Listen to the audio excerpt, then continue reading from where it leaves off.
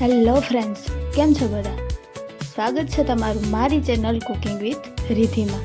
તો આજે આપણે બનાવીશું તુવેર દાળની દાળ ફ્રાય. તો જોશો કેટલી મસ્ત આપણી તુવેર દાળની દાળ ફ્રાય બનીને તૈયાર થઈ છે. તો વિડીયોને લાસ્ટ સુધી જોતા રહેજો અને મારી ચેનલને લાઇક, શેર અને સબસ્ક્રાઈબ કરવાનું ભૂલશો નહીં.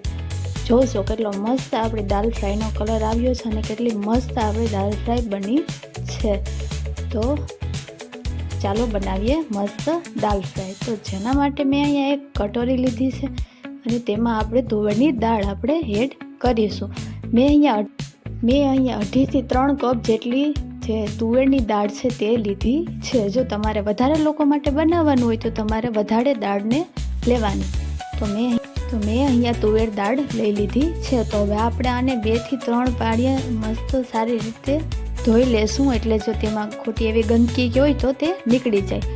અને ત્યારબાદ આપણે કુકર લેશું અને 3.5 ગ્લાસ જેટલું આપણે પાણી કુકરમાં નાખીશું. અને હવે આપણે આ પાણીને ગરમ કરવાનું છે, પણ એની પહેલાં આપણે આમાં સ્વાદ અનુસાર નમક નાખવાનું છે અને થોડીક હળદર નાખવાની છે. દાળનો કલર આવે એ માટે મસ્ત એવી વધારે હળદર નાખવાની છે. અને આપણે ધાણા જીરુંનો પાવડર નાખવાનો છે. હળદર 1 નાની ચમચી જેટલી હળદર નાખવાની, એટલે જે આપણે દાળનો કલર છે એકદમ મસ્ત પીળો આવે એટલા માટે. અને આપણે 1 ચમચી જેટલો ધાણા જીરુંનો પાવડર નાખવાનો છે. અને હવે આને આપણે હાઈ ફ્લેમ ઉપર આપણે ગરમ કરવાનું છે. આ પાણી ગરમ થઈ જાય ત્યારબાદ આપણે તેમાં જે દાળ છે એ એડ કરવાની છે. તુવેરની દાળ છે તો આને કોઈ પલાળવાની કે જરૂર રહેતી નથી. આપણે આ તુવેરની દાળ તો 3 થી 4 વિસલમાં એકદમ મસ્ત પાકી જાય છે. તો આપણું પાણી છે એકદમ ગરમ થઈ ગયું છે. તો હવે આપણે તેમાં દાળને એડ કરી દઈશું.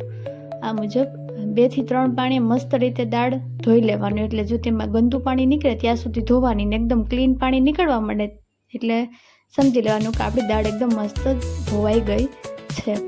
તો હવે આપણે કુકરને બંધ કરી દઈશું અને આપણે લો ફ્લેમમાં 3 વિસલ થવા દેવાની છે. 3 વિસલમાં આપણી દાળ એકદમ મસ્ત પાકી જશે. તો હવે આપણે 3 વિસલ માટે મૂકી દઈશું. 3 વિસલ થઈ ગઈ છે. તો હવે આપણે કુકર ખોલીને જોઈ લઈશું કે દાળ બફાઈ ગઈ છે કે નહીં. જોશો દાળનો કલર પણ એકદમ મસ્ત પીળો આવ્યો છે અને આપણી દાળ પણ એકદમ મસ્ત પાકીને તૈયાર થઈ ગઈ છે. હું તમને બતાવું જોઉં નજીકથી. જોશો કેટલી મસ્ત આપણી દાળ એકદમ પાકી ગઈ છે. તો હવે આપણે ચાલો તેનો વઘાર કરીએ. તો જેના માટે મેં અહીંયા ટમેટું લીધું છે, 2 ડુંગળી લીધી છે, આદુનો કટકો લીધો છે, 3 થી 4 મરચાં અને થોડુંક લસણ લીધું છે. જો તમારે વધારે તીખી કરવી હોય તો તમારે એ મુજબ જે તીખા મરચાં લેવાના રહેશે. તો હવે આપણે જે લસણ અને આદુને પેસ્ટ તૈયાર કરવાની છે, તો આપણે ખાયણીને દસ્તા વડે તે ખાંડી લેશું. જો તમારે મિક્સરમાં ક્રશ કરવું હોય તો તમે તેમાં પણ ક્રશ કરી શકો, પણ લાઇટ ન હતી એટલા માટે મેં ખાંડણીમાં જ ક્રશ કરી લીધું છે.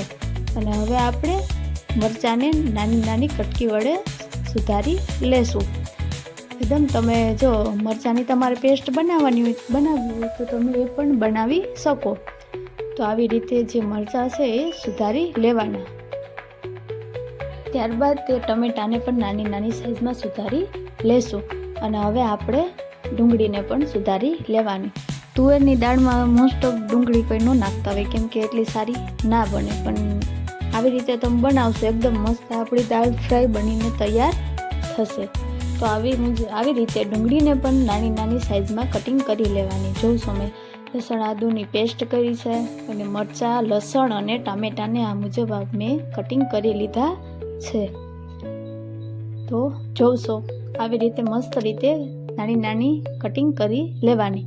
તો હવે આપણે તેનો વઘાર તૈયાર કરવાનો છે. તો ચાલો, તો આપણે એક કઢાઈ લેશું. પહેલાં આપણે ગેસ ઓન કરીશું અને આપણે કઢાઈ લેશું અને કઢાઈમાં આપણે 2.5 થી 3 ચમચી જેટલું તેલ એડ કરવાનું છે. જો તમારે વધારે લોકો માટે બનાવવાની હતી હોય તો તમારે એ મુજબ તમારે તેલ લેવાનું રહેશે. મેં અહીંયા 2.5 થી 3 ચમચી જેટલું તેલ લીધું છે, એટલામાં આપણી જે દાળ ફ્રાય છે એકદમ મસ્ત રીતે તૈયાર થઈ જશે. તો મેં તેલ લઈ લીધું. હવે આપણે તેલને ગરમ કરવા દેવાનું છે. તેલ એકદમ મસ્ત ગરમ થઈ જાય ત્યારબાદ તેમાં આપણે બધા મસાલા એડ કરવાના છે. હું તમને કહેતી જઈશ તો આગળ જોતા રહેજો. તો હવે આપણે એક નાની ચમચી એવી આપણે રાઈ લેશું અને રાઈને એકદમ મસ્ત ફૂટી જવા દેશું. જોશો તેલ કેટલું મસ્ત ગરમ થઈ ગયું છે, આપણી રાઈ એકદમ ઝટપટ ફૂટે છે. તેલ એકદમ મસ્ત ફૂટી જાય ત્યારબાદ 1 થી 2 ચપટી જેટલું આપણે જે જીરું હોય છે તે લેશું વઘાર માટે. હવે આપણે જીરું એડ કરી દઈએ અને ગેસની ફ્લેમ લો રાખવાની, બાકી આ જીરુંને જે છે બળી જશે. અને હવે આપણે તેમાં મીઠા લીમડાના પાન એડ કરવાના રહેશે. બસ એટલું જ એડ કરવાનું છે વઘારમાં, બીજું કાંઈ નહીં. હવે આપણે તેમાં લસણ ડુંગળી અને જે મરચાં આપણે હતા કટિંગ કરેલા એ આપણે એડ કરી દઈશું. અને જ્યાં સુધી આપણે પકાવતું રહેવાનું છે, હલાવતું રહેવાનું એકદમ મસ્ત રીતે. ડુંગળી ને મરચાં એકદમ મસ્ત રીતે પાકી જાય અને જે વઘારની સુગંધ આવવા માંડે ત્યારબાદ આપણે ટમેટાં એડ કરવાના છે. તમે થોડીક વાર આવી રીતે મિક્સ કરશો એટલે જે ડુંગળીનો કલર છે એકદમ બ્રાઉન થઈ જશે. તો મિક્સ કરતા રહેશું આપણે છે ને, મિક્સ કરતું રહેવાનું, બાકી છે ને ચોટી જશે. જે ડુંગળી હતી તે એકદમ બળી જશે, એટલે બળવા નથી દેવાની, ફક્ત તેનો કલર બદલાય ત્યાં સુધી હલાવવાનું છે. હવે આપણે તેમાં જે ટમેટાં હતા એને પણ એડ કરી દઈશું અને હવે આપણે ટમેટાં પાકી જાય ત્યાં સુધી આપણે મિક્સ કરવાનું છે. તો તમે થોડીક વાર મિક્સ કરતા રહેજો અને થોડીક વાર તેને મૂકી દેજો. એકદમ એમ જ મૂકી દેજો એટલે તે મસ્ત રીતે પાકી જશે ટમેટાં. તો હવે આપણે આમાં બધા મસાલા એડ કરવાના છે. તો મેં અહીંયા થોડુંક જે આપણે બાફવા ટાઈમ તો નમક નાખ્યું હતું જ, પણ થોડુંક એવું લાગે તમને તો થોડુંક સ્વાદ અનુસાર નમક નાખી દેવાનું અને 1 નાની ચમચી એવી હળદર નાખી દેવાની. અને આપણે જે દાલ ફ્રાયનો કલર લાલ લાવવા માટે મેં અહીંયા ચટણી 1 ચમચી જેટલી ચટણી પણ એડ કરી છે. ને ધાણા જીરુંનો પાવડર તો આપણે બાફવા ટાઈમ નાખી દીધો હતો એટલે આમાં ફરીવાર નાખવાનો નથી.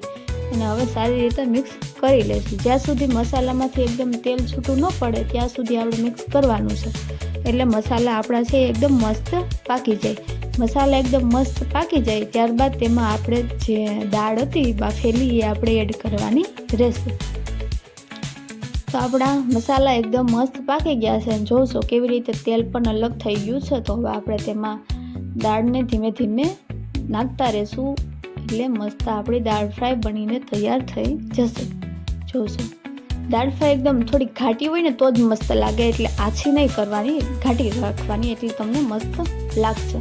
તો હવે તેને થોડીક વાર મિક્સ કરી દઈશું અને હાઈ ફ્લેમમાં આપણે તેને થોડીક વાર પકાવવાની છે. એકદમ આપણી દાળ પાકી જાય ત્યારબાદ તેને ઉતારી લેશું અને તેમાં ઉપરથી આપણે લીલી કોથમીર એડ કરવાની રહેશે. જોશો આવી રીતે દાળ છે ને ઉકળશે, એકદમ ઉકળી જાય ત્યારબાદ એટલે સમજી લેવાનું કે દાળ એકદમ મસ્ત બનીને તૈયાર થઈ ગઈ છે. અને એવું હોય તો ટેસ્ટ કરી લેવાનું. જો કે તમને નમક ઓછું લાગે અને મોડું લાગે તો તમારે ઉપરથી જ નમક એડ કરવું હોય તો કરી દેવાનું. એકદમ ગરમ છે તો નમક એડ કરો તો ચાલે.